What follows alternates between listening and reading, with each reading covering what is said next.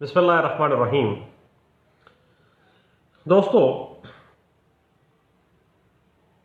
यकतरफा degree अगर किसी party को मुतासर कर रही है तो उस पार्टी के पास उस यकतरफा डिग्री के खिलाफ क्या रेमेडीज हैं।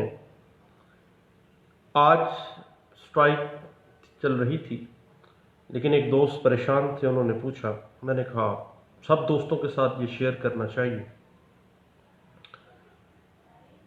यकतरफा तौर पर सादर होने वाली डिग्री के खिलाफ अगर डिफेंडेंट पार्टी मुतमईन नहीं है तो उसके लिए कानून कोड ऑफ सिविल प्रोसीजर 1908 के तहत कुछ रेमेडीज दी गई हैं, कुछ चारा कार दिया गया है। अपने हकूक को किस तरह से वो सेव कर सकता है। इस हवाले से अगर जनरल ग्राउंड्स में आप देखना चाहते हैं तो उसके लिए एक लैंडमार्क जजमेंट है सुप्रीम कोर्ट ऑफ पाकिस्तान की, जिसमें एक्स पार्टी होने वाली डिग्री के खिलाफ मुतासरा पार्टी को कुछ हकूक दिए गए हैं, और वो सुप्रीम कोर्ट ऑफ पाकिस्तान ने डिस्कस किया है 2000 SCMR पेज 296 के अंदर। उसके बाद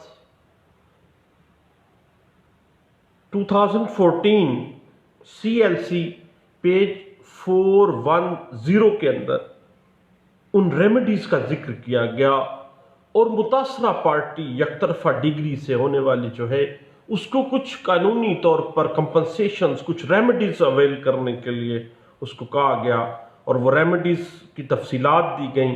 उसके अलावा एक लैंडमार्क जजमेंट है 2013 CLC पेज है 214 के अंदर यकतरफा तौर के ऊपर सादर शुदा डिग्री के खिलाफ अगर मुद्दा अलैह मुतमईन नहीं है तो उसको कुछ रेमेडीज प्रोवाइड की गई ताकि उसके हकूक जो है वो सिक्योर किए जा सकें। मेरे अजीज दोस्तों, अगर डिफेंडेंट पार्टी यकतरफा डिग्री के खिलाफ सबसे पहले जो रेमेडी अवेल करेगी, उसके पास ऑप्शन जो सबसे पहला है वो है order 9 rule 13 code of civil procedure 1908। किसी मुकदमा में, किसी दावा में जिसमें मुद्दा अलैह के खिलाफ यकतरफा डिग्री सादर की गई हो, उसमें वो मुद्दा अलैह उसी अदालत को एप्लीकेशन दे सकता है जिसने वो डिग्री सादर की है। कोई एक्स पार्टी डिग्री जिस अदालत ने सादर की है उसी में एप्लीकेशन देगा कि वो अदालत ऐसा हुक्म सादर करे जिसके तहत वो एक्स पार्ट डिग्री जो है वो मनसूख कर दी जाए।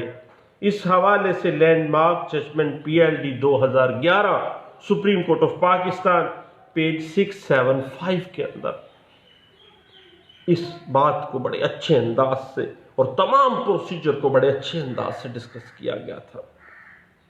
उसके बाद मेरे अजीज दोस्तों, अगर मुद्दा अलैह डिफेंडेंट पार्टी मुतमईन नहीं है एक्स पार्टी डिग्री से, तो वो नजर सानी के लिए रिव्यू पिटीशन फाइल कर सकती है। उसके लिए अंडर सेक्शन 114 CPC 1908 और order 47 code of civil procedure 1908 जो है वो हमारी हेल्प कर रहा है। और इस हवाले से जो लैंडमार्क जजमेंट्स हैं रिव्यू पिटीशन के हवाले से, ऐसी रिव्यू पिटीशन जो कि एक्स पार्ट डिग्री को खत्म करने के लिए एक्स पार्ट डिग्री के खिलाफ एक अच्छी रेमेडी के तौर पर रिव्यू पिटीशन को नजरसानी को सामने आश्कार कर देती है, वो 1992 CLC पेज 250 है। और इसके बाद 1993 MLD पेज 796 के अंदर इस बात को बड़े अच्छे अंदाज से वाज़े किया गया कि अगर डिफेंडेंट पार्टी एक्सपर्ट डिग्री से मुतमईन नहीं है तो वो review petition under section 114 CPC और ऑर्डर 47 सीपीसी 1908 जो है वो एक अच्छी रेमेडी के तौर पर उसमें अवेल करके उस एक्सपर्ट डिग्री को खारिज करवा सकती है। उसके बाद मेरे अजीज दोस्तों, डिग्री एकतरफा के खिलाफ एक डिफेंडेंट पार्टी के पास under section 96 code of civil procedure 1908 appeal का हक भी है कि वो फौरी तौर पर एपेलेट फोरम पे जाए, अपील दायर करे और जो नीचे वाली अदालत ने जो एक्सपर्ट डिग्री सादर की है उसके खिलाफ फौरी तौर पर अपील में उसको कैंसिलेशन करवाए। तो मेरे दोस्तों, एक्सपर्ट डिग्री हो जाने के बाद मुद्दाअले जब अपील दायर करेगा अपीलेट फोरम में, इस हवाले से कुछ लैंडमार्क जजमेंट्स जिसमें सुप्रीम कोर्ट ऑफ पाकिस्तान और high courts of different provinces ने वाजे किया कि जब किसी मुद्दाअले के खिलाफ एक्सपर्ट हो जाए तो भैया याद रखिए कि no one should be condemned unheard. वो उसको सुन तो ले, उसकी बात तो सुन ले, उसके खिलाफ एकतरफा डिग्री आप सादर करने जा रहे हैं, कल को उसकी एग्जीक्यूशन भी करवानी है, वो बेचारा मारा जाएगा भाई। तो under section 96 right of appeal जो है उसके पास मौजूद है, वह अपीलेट फोरम पे जाके अपील दायर कर सकता है। इस हवाले से 1995 CLC पेज 516 के अंदर इस बात को बड़े अच्छे अंदाज से डिस्कस किया गया। 1993 MLD पेज 796 के अंदर इस बात को अच्छे अंदाज से डिस्कस किया गया। 2005 CLC पेज 525 के अंदर इस बात को बड़े अच्छे अंदाज से डिस्कस किया गया और latest supreme Court of Pakistan ने इस बात को बड़े अच्छे अंदाज से, फुल बेंच था, उसने इसको डिस्कस किया कि नेचुरल जस्टिस का जो बुनियादी असूल है no one should be condemned unheard, किसी को सुने बगैर आप एक तरफा डिग्री कर रहे हैं, उसके राइट्स को इन्फ्रिंज कर रहे हैं, ये तो जुल्म है। इंसाफ जो है ना सिर्फ किया जाएगा बल्कि इंसाफ करता हुआ नजर भी आना चाहिए। तो जनाब, ये एक landmark judgment Supreme Court of Pakistan ने दी और ये रिपोर्ट हुई थी 2011 सुप्रीम कोर्ट SCMR पेज 676 के अंदर। PLD 2011 सुप्रीम कोर्ट पेज है 676 के अंदर इस बात को डिस्कस किया गया। उसके बाद जब किसी मुद्दाअले के खिलाफ कोई एक्सपर्ट डिग्री हो जाती है तो application under section 12 sub section 2, जिसको हम आसान जबान में 12(2) की दरख्वास्त कहते हैं। जब हम कभी उस्तादों के पास बैठते थे तो वो आए रोज 12(2) की दरख्वास्तें लिखी जाती थी। जनाब, वही 12(2) की दरख्वास्तें कि दरख्वास्त 12(2) इस बिना पर कि ये जो एक्सपर्ट डिग्री अदालत हजूर ने सादर की है वो फ्रॉड और गलत बयानी, मिसरिप्रेजेंटेशन, साजिश के ऊपर मबनी है और अदालत को इख्तियार समात अगर नहीं है, ये भी डिस्कस किया जा सकता है।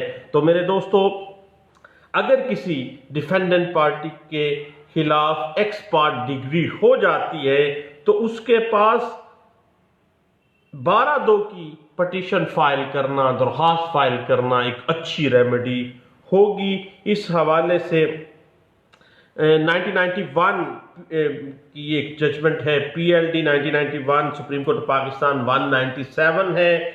उसके अलावा मेरे दोस्तों 1995 CLC पेज है 1200 इसमें 12(2) एक बेहतरीन रेमेडी के तौर पे पेश की गई है कि जब एक्सपर्ट डिग्री सादर हो जाए तो 12(2) की दरख्वास्त जो है वो दे के उस डिग्री को, एक्सपर्ट डिग्री जो है उसको कैंसिल करवाया जा सकता है। उसके बाद डिफेंडेंट पार्टी के पास एक और रेमेडी मौजूद है। कौन सी रेमेडी? कि defendant party x part degree के खिलाफ उसी अदालत को, जिस अदालत ने उस एक्स पार्ट डिग्री को सादर किया है, उसी अदालत को दावा की दोबारा ट्रायल के लिए एक एप्लीकेशन दे कि ये डिग्री एक तरफा जो है वो डिफेंडेंट पार्टी को सुने बगैर, समाप्त किए बगैर सादर नहीं की जा सकती। और ये miscellaneous application under section 151 code of civil procedure 1908 के तहत, जिसमें inherent power of the civil court दी गई है, उसमें एक एप्लीकेशन बना दें और डाल दें, उसी अदालत में डालें और उसी अदालत को कहें कि दोबारा हियरिंग करें, मुझे सुने बगैर आप कैसे एक्स पार्ट डिग्री कर सकते हैं। तो जनाब इस हवाले से एक लैंडमार्क जजमेंट याद रखिएगा, PLD 1972 लाहौर हाईकोर्ट का फैसला, पेज 603 के अंदर इस बात को डिस्कस किया गया था।